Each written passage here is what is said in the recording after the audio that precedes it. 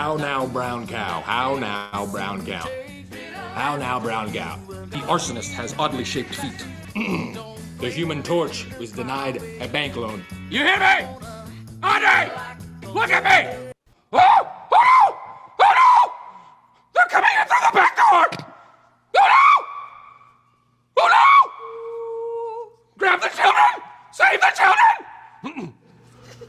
And with that, we'll roll the open. From the F3 Nation Podcast Studios. I've just been handed an urgent and horrifying news story. And I need all of you to stop what you're doing and listen. This is the COT Podcast, connecting the packs of F3 Nation through fitness, fellowship, and faith. I'm Sean McKinley, 40 Denali. Package. Trip plan 30. Bogey. 46, Turnpike. COT Podcast starts right now. Shut up and sit down.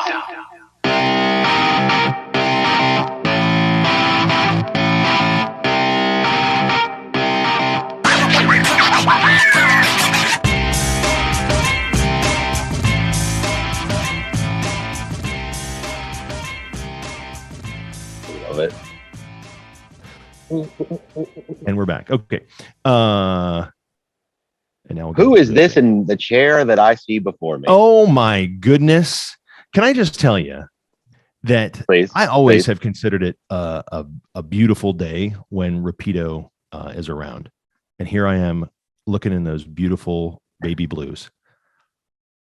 Yes, like, they are here. Oh. No, they're more of a green blue, but you know, who's counting? So as you all might have guessed, or putting two and two together, first of all, welcome back to the Circle of Trust podcast with your host, Repeato. And sitting in this week, Repeato.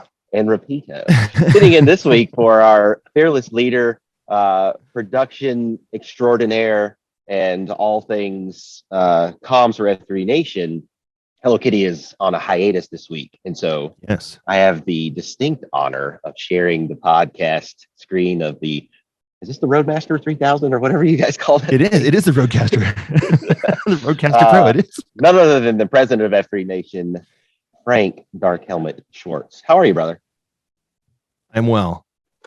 Well, here, hang on. There you go. Little cheering for you. I'm well. Life is good. Everything happening in the Helmet household is on the up and up. Okay. And I trust the same is the same with you and Mama Pito. Mama Pito and the three little Pitos are all doing well. Busy time of the year.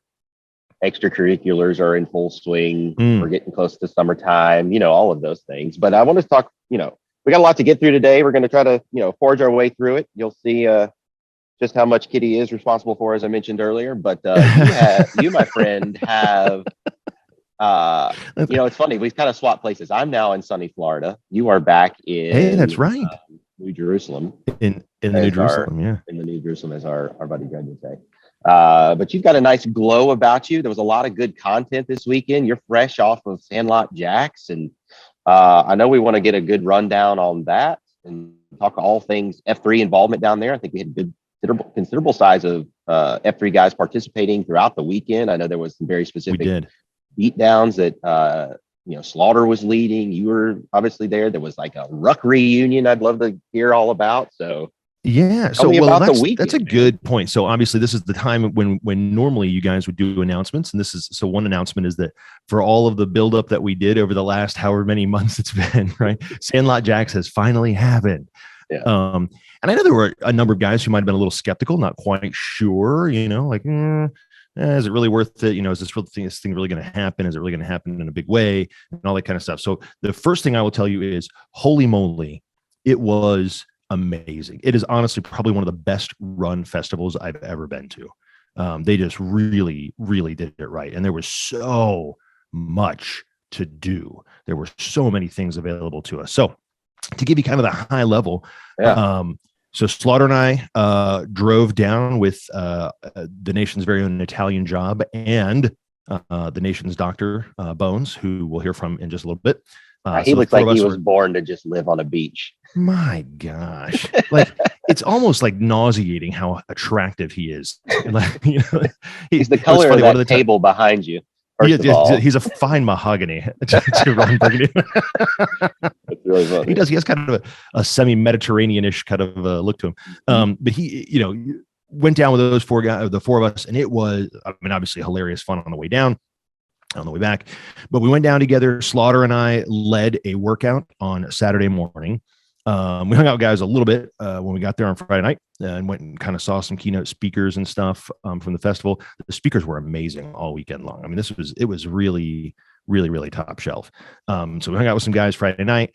On Saturday morning, Slaughter and I got up, led a workout. There were just shy, I can't remember exactly the number. It was just shy of 60 guys, maybe 57 guys, something like that showed up. One of which, ironically, found us that day or like the day before on the Sandlot app. So Really? Yeah, the Sandlot app is designed to kind of identify workouts that are available to people outside and that are free. I mean, I guess there's probably some paid ones in there too, but generally speaking, free workouts that anybody could join, right? Right. And so the Jax guys, I guess, just decided because that's not their normal AO. They decided to stick it on the Sandlot app, and somebody sure enough showed up. We named that guy World War III because his name was like Walter Wilson III or something. They were like, well, oh, okay. I don't know how we not name you that now, right? I was going to say, does he have some sort of tie to the Ukraine and the No. Russian Federation or the nuclear industry? Right. No, he's not a bot. He was not any of those. Yeah. But no, yeah. So we named him that. He guy owns a CrossFit gym where he lives in Atlanta, and I mean, he was a super fit dude. He kind of made us all look a little bad, but regardless, so that's how the morning started. Slaughter took the first half of the workout. I tied it up, and then we spent the day kind of, guys from all over the country. There was a guy named Cart Girl came down from Chattanooga. Angus, who's the Southeast Sector Q, he was there. There were a number of guys that came from Charlotte, obviously a ton of Jax guys. I think probably out of that 60, not everybody participated in the festival. They all came to the workout, but not everybody participated in the festival. There was a good showing. There were a lot of black shirts running around. I love it. I saw a picture of you and Finger Licking Good in Winnebago, and so like some F3 guys who are also some Go Ruck royalty type hombres. And that's one of the things that was happening all weekend as well, was they had the first ever Go Ruck games. And the Go Ruck games, I mean, it was everything from running a mile with an 80-pound sandbag and your ruck, for time. Yeah, like go, right? And these guys were hustling it. So yeah, Joe Baker, Finger Licking Good, and Mark Gunther, Winnebago, those are the guys. They won team assessment this past year. I think it was this past year. Or maybe it was the year before. Yeah, time has no meaning anymore, Repeato. No, it's a flat circle, my friend. What is the sound of one hand clapping? Time is a flat circle. Oh, but so those guys were there. They were invited to participate because of their standing in the Go Ruck community to go and participate in the games. The guy, I mean, and so they had everything from running the Savage Race had a big obstacle course there with something like 17, 18 different obstacles over a little quarter-mile track. And we watched a little bit of those guys participate in that. We ourselves ran what they called the Nasty. The Go Ruck Nasty. Yeah, the Nasty was you go through the Savage Race obstacle course. You ran 800 meters with your ruck on as fast as you possibly could. I'm sure your knees love that. It's funny. They didn't. But and then you did what they call Frank creaking down the path. I can hear it from here. Yeah, you can actually. It's funny when I walk, you can hear a click in my right knee. It's like. But the Rogue Fitness Challenge, which was you rode this exercise bike, and you had to try and get to 100 kilocalories, right? So you got to burn 100 calories on the bike as fast as you can, but every minute on the minute, you had to jump off the bike and throw a sandbag over your shoulder 3 times. So it's a 70-pound sandbag, and you're hopping off the bike and you're throw. Then you got to get back on the bike and try and run. I mean, it was. Bada Bing called it the day ruiner, and he was not joking. It was awful. After you completed miserable. It was. Did I see like sandbag kettlebells. Are those for sale? Are they gonna sell those things? I saw some like tossing of those overhead backwards, and I'm like, Yep. what are those? Because Yeah, that was part of the games. to They travel did with. have them on display. I believe they were prototypes. Yeah. And my understanding, limited as it may be, is that everything that was there was either made as a prototype and probably won't make it anywhere, or is going to be offered. And I think those kettlebells may be on the. And here's the other thing that I would say to all the packs is, if you make enough noise, they probably will build it. Yeah, because it looked like it was a brick bag and some other stuff I saw in the picture. A brick bag and various weights of the sandbag kettlebells, and they were very sturdy. It was good looking stuff. There was so much merchandise. Like if you're one of these guys who loves Go Ruck gear, you would have been in heaven. Italian Job, get this, Repeato. Italian Job went down there. They had ruck plates for sale. These things normally retail on the Go Ruck website for like $110. Yeah. And he bought 30 pounds weight. I shouldn't even probably tell you this. He bought them for $39. What? I know. It's like they're giving it away. Yeah. Well, that's almost the market rate. You can go get steel cut, but it's hard to fit it in the ruck pouch, the new ruck. Exactly. Anyway, these are the stamped and the whole bit. Anyway, so much good stuff to do. So we ran the nasty. We did the stuff. We had this reunion ruck that Kadri Danny, F3 Linus put together. So guys that had participated in Grow Ruck 001, which was in Jacksonville, went on this ruck. It was about just a little over 3 mile ruck, stopping at a couple of libation establishments. And that was a great time. I mean, the fellowship, the whole weekend was absolutely through the roof. The fitness was through the roof. The education, in terms of the speakers and stuff. I mean, Tim Kennedy came and spoke. Did you roll with him? Did you do a little grapple? I love myself. The answer is no. But he did do some demonstration. Yeah, it's such another level with those guys who constantly train every day, and they optimally take care of their body. I heard a podcast one time, a guy who rolls with Jocko talking about rolling with Jocko is like wrestling a sweaty piece of mahogany. So we're going to keep the mahogany theme going throughout this week's show. But we had, we had Saigon Sam on last week to talk about the lead in, the week lead in to Sandlot. So I know those guys, all of the F3 Jacksonville packs were pretty fired up and getting ready to host you guys and others from around the nation. So they were. I think it's awesome through and through. They've already announced. I was going to say, did they mention that it's going to be like an annual thing, or? They did mention that, as a matter of fact. Really? And it was they've already announced the 2023 dates. And I'm just going to go ahead and tell you, I wanted, naturally I'm friends with Jason and I wanted to make a big showing, and I kind of wanted to be a big deal because I wanted to, you want to impress your buddies, right? And that kind of thing. Yeah. And I wanted F3 to show out, in force, and we did an okay job. I think it was fine. Mm-hmm. But I will tell you, and I'm not like, if it sucked, I'll be honest. I would tell you it sucked. If I said, it was good, but maybe don't come next year, it's fine, whatever. It wasn't that great. I am telling you, it's already on my calendar. Yeah. It's already on my calendar. Like, it was that good. And I can only imagine how much better it would be if we had, 500 guys there. Mm-hmm. Right. So it was absolutely, it was one of the best weekends. It was just so much fun. And I might just have to hard commit for next year. Cause like you said, it came through the interwebs that it was really well put together and really well run and executed. Yeah. And so for you to be on the ground and experience that too, like you said, from the speakers to the obstacle course to the events to then peak F3, all three Fs probably on display all weekend. Sounds like a whale of a time.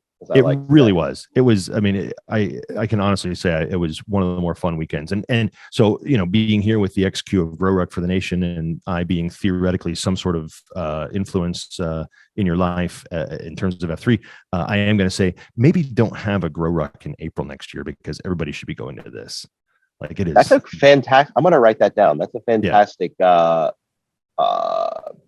thing to put into the calendar development process.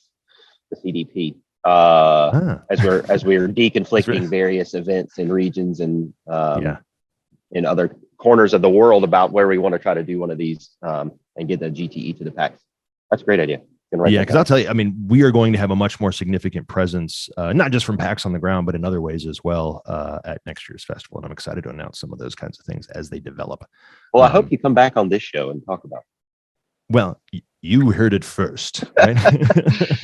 Absolutely. So yeah, Sandlot Jacks was the Perfect. bomb. It was absolutely fantastic. So that was last weekend, but this weekend, I'm gonna segue us over to we got something going on this weekend too, don't we? There, Grow Ruck King. Yes, we do, sir. Number 2 on the list or the calendar this year, Grow Ruck training event GTE 27.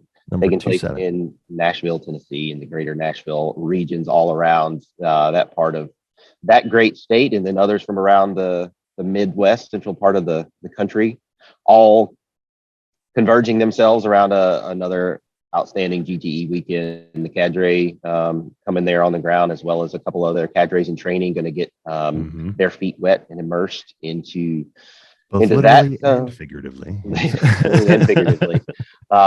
We got trainers lined up coming in to execute rally and King Builder and Grow School, the first 3 phases of the weekend. And so support crews are ready, coupons are ready, the packs are ready. So it's going to be a whole lot of invigorating, as I like to say, there in the greater Nashville area coming this weekend. And then in just a couple of short weeks after that, Northwest Arkansas GTE 28 will be doing the same thing. So, and I'm excited about that. I'm going to Arkansas. I didn't think that I could justify to my wife being gone 2 weekends in a row playing with my friends. So I skipped Tennessee, but I will make Arkansas. It's tough, man. I really want to position myself one day to think that I could go to a whole lot more GTEs around the country, because I like meeting guys. I love the weekends. I like the shared suffering. But with 3 kids under 9, I was saying, you got some little ones too. Like I'm kicking mine out of the house right now. I know we're on different parts of that flat circle. But I'm in Orlando this week. I'm going to go see Funny Car and some of the guys in Hampton Roads next week for work. Then I'm probably going to be in DC again the following week. Like things are moving quickly with the Mammon at the moment, so it's a busy time. Well, you should post. Go ahead. Sorry. The COVID fall, as a lot of people are calling it, is really, I was saying, the COVID fall is happening. So all these people with all these budgets of not doing events for the last 2 years is now everybody's got to do something. So I've seen a similar thing. Yeah, absolutely. Yeah. If when you go to DC, make sure you post with DC, because the guy who won won assessment. He completed assessment, Go Ruck assessment. Chad, that big monster of a man. He was there, met him. He's been out now to an F3 workout. His F3 name is Sensei, and he works out with those guys up in campus. I saw a picture of him and Cadre Major Payne, who's also we call him Mid-Atlantic Sector Q. What's his official Sector Q title? And I think that's Shuddy. He's Northeast, I think. Northeast. He's the Northeast Sector Q. Yeah, so he takes on like the. But anyway, I saw a picture of him weeks ago. They were at I think it was jiu-jitsu box, or I don't know what they were doing. Or maybe it was rolling with a piece of mahogany or a hickory. Or something but that's awesome. Sensei. That's a pretty cool name. Yeah, I didn't bother to ask him, the how he got there, whatever. Yeah. But yeah, no, it was the first time I met him, obviously. But I mean, super, super nice guy. Couldn't be a nicer man. Everything I've read about him and watched him go through that process and finish by himself. Yeah, what a monster. You can tell he's one of those. So that's awesome. I'm glad he's now one of us. Yeah, right. And that's kind of the beauty of some of this stuff is, being out in these places where it's super public. It's an EH machine, right? People see it, they start asking questions, they start wanting to know, well, what is this all about? And then pretty soon guys are flooding in, and that's sort of the reason we go to these things and do these things. So and if any of our listeners here have not gone back to hear your conversation with Jason, this was probably 3 months ago, maybe 4 months ago. At least a couple, where you sort of teed up F3's participation in Sandlot Jacks and the F3 map into their app. But you spent the bulk of that conversation talking about shared values and shared visions and community building, and a whole lot more than just product merch and what we're doing here, right? So it's a good conversation for guys to sort of understand a little bit of the McCarthy ethos and how that overlaps with, I think, a lot of F3. and how our organizations really should be working in parallel and tandem and a force for the greater good to each of our communities and shared communities. Yeah, So totally agree. Point people back to that. Right. Yeah, no, absolutely. That's one of the things too that I think guys kind of, Jason sometimes, or GoRuck sometimes, gets kind of a little bit of a reputation of like, they're just about the gear. They just want to sell crap to us. It's overpriced. It's this, it's that, it's whatever.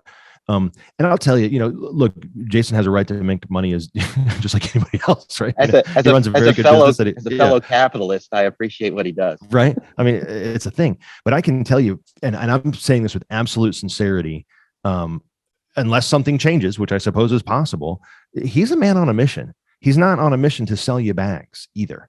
He's on a mission for people to be outdoors. He's on a mission for people to, through fitness, to build community, because he knows that that's the only way that he's fighting goo just like we are. Right. I mean, he has the same ideals of wanting to do that. And that's exactly what he's trying to do. And he, slightly different way.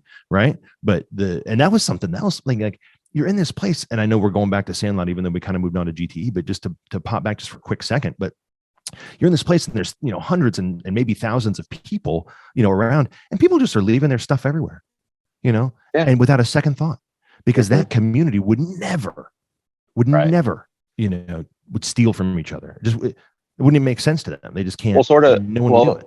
Yeah. In the thread of Sandlot and did you chat with, I think Michael Easter was there, wasn't he? The author of Comfort Crisis. Did you see him? Did your paths cross?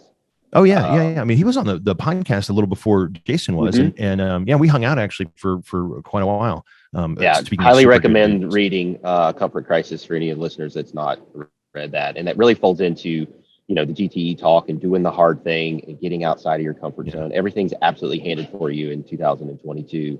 Go earn something. Go do the hard thing. And I'll say this, since you're right on that topic, I mean, it's obvious that you're a professional segwayer. I have a good coach who's taking a nap right now, probably, but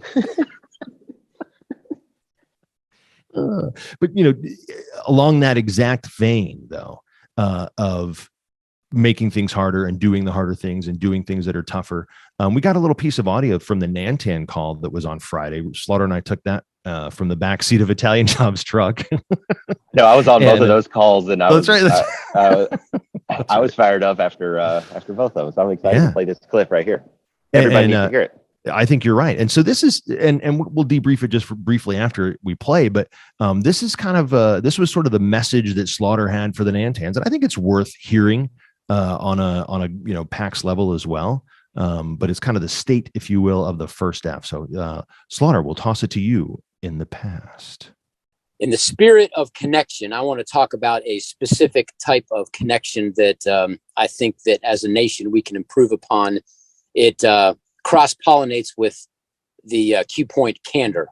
I've been to 11 different regions so far this year, which is fantastic. I love seeing guys, meeting guys, hearing the story about how F3 changed people's lives. We've all heard them. We've all experienced them. But I do see one commonality that makes me a little bit sad, and I think we need to do something about it.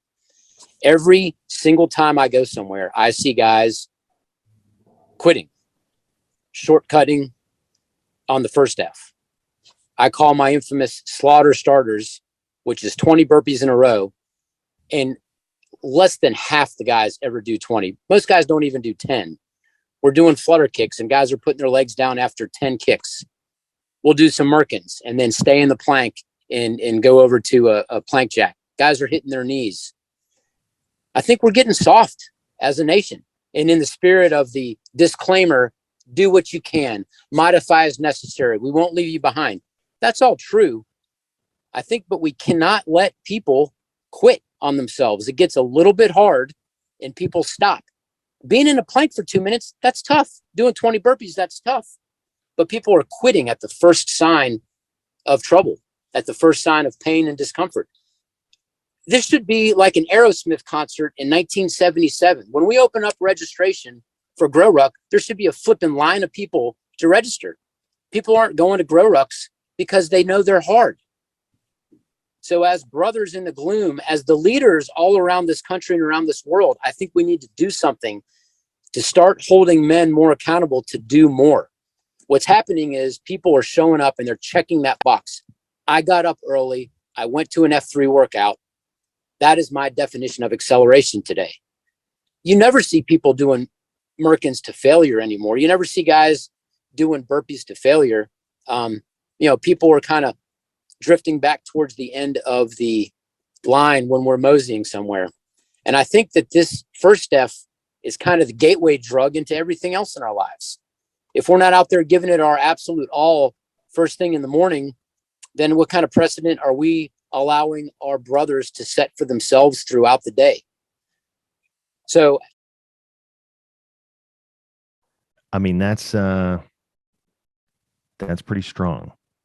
Yeah, and that's just about half of what he said. So I would encourage. Yeah, we can put the link to this in the show notes. It's out there, and it's on the I feel like it's on the Nation Slack in a couple places. It's probably on Twitter and maybe Facebooks as well. And I'm sure once now that that's happened, then it's going to be everywhere. But and this started an internal Carpex Slack discussion, Shuddy, but in an impassioned message. I know he did on the Nation Slack as well, but even on our local Slack machine, he put a similar message in there, and I think it got threaded with like 55 or 60 guys commenting like, yes, absolutely, shaking in agreement. I needed this kick in the rear end. I needed sort of to get out of my own way. You've talked about that a lot too. So I think it's timely. I think it's well said. I'm glad he said it. No, I don't disagree. And this is one of those things that a disruptor does. And Slaughter is a leader. He's a disruptor. And so it's funny because what I was going to say too is like the guys in here in the Fort Mill area also had a very spirited discussion, about it and, and what that is and that kind of thing. And it is kind of a little bit, it's not polarizing, but it is bringing up some different opinions and different thoughts, right? You've got some guys who are like, heck yeah, give it, all the way, let's go, charge through the wall. And then you got some guys who are going like, wait a minute. If you make it too hard, then what about me? What about the guys that we will end up accidentally leaving behind and whatever? And I think, don't misunderstand what Slaughter's saying. He's not saying every workout should be, absolutely just face melting black diamond, horrible, high intensity workout that just murders everybody. And if we're not doing that somehow we're soft. I don't think that's what he's saying. He's saying what he's watching is guys hear what is called, let's say it's 20 burpees, and they think to themselves, that's too many burpees. I don't think I can do that. And so after 3 burpees or so, they're kind of, side-eyeing to say, anybody else close to 20? And when they get to like 4 or 5, they're like, okay, everybody else is kind of done, so I'm going to pretend I'm done, and they're just not pushing themselves. And I think that's really what I took from it, and knowing Slaughter well enough to know, he certainly doesn't think we should be leaving people behind. In fact, he's probably more dedicated to that than I am, in terms of leaving people behind. I don't want to leave anybody behind either, but he really, really, I mean, Slaughter calls probably 24 people a day, checking on him and stuff like that. I mean, the guy is absolutely dedicated to it, but he doesn't want us, and I agree with him, he doesn't want us quitting on ourselves. He doesn't want us giving halfway there because it means we're going to give halfway elsewhere. Yeah, I would posit that leave no man behind and leave no man where you found him is also a personal call to yourself. Don't leave yourself where you started. Don't leave yourself behind because you are cutting those corners, or, you're at a GTE welcome party and you're doing flutter kicks and the ruck's over your head and you can't seem to feel your lower half of your body and your arms are burning tired. Right. And the cadre turns a corner and looks away. You stop doing flutter kicks. Shouldn't. Right. Be doing those for the man next to you. Right. You gotta encourage that dude. When you cut corners yourself, you're really only hurting yourself. And by hurting yourself, you're going to hurt the guys around you. And we're trying to accelerate all of ourselves. You don't want to be the guy. And I don't mean, yes, for the guys around you, but also for you, brother. Like, you don't want to be the guy that is just kind of the halfway guy, the aw shucks guy. You can't be that guy. You got bigger and better things to do in your life than to do them halfway. Speaking of, an Aerosmith on 77, man, those would have been long lines, right? And I don't disagree. I mean, that's the thing is, guys don't necessarily realize the value of doing that incredibly hard thing of subjecting themselves to a grow ruck, because it's horrible. It's absolutely horrible. Yeah. And I don't know how many How many logs have you gone under GTE? I don't know. Maybe a dozen, 10, something like that. And after all of those, going in, you know exactly what it's going to be like. Yeah. And you still push yourself through it. You still suffer through it. There are times where you don't want to do it, even though you know what's next, or you know how hard it's about to be, or sort of what's on the horizon. And you still continue to push yourself through it because two things. One, you continue to learn more about yourself and what you're capable of under high stress and limited visibility. Mm-hmm. And then it's a euphoric feeling to complete something like that, some type of an event like that, some type of a challenge like that, not only for yourself, but with the guys that are around you. So signed up for a GTE.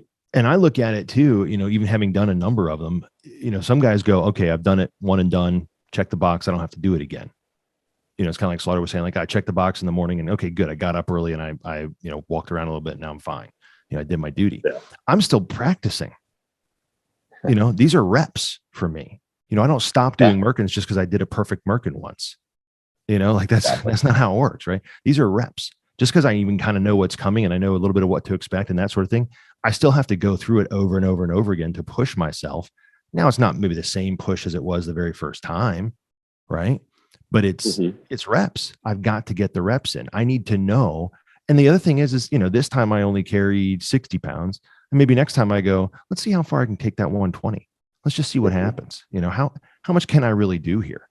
What can I really do? Partially to test myself, but also to say, what burden can I lighten for the guy next to me? What, some of these guys are going to be absolutely just distraught, right. And some guys come apart at 2 and 3 in the morning. I mean, they do, they just kind of go nuts and they're like, I don't want to do it anymore. This is too hard. I hate it.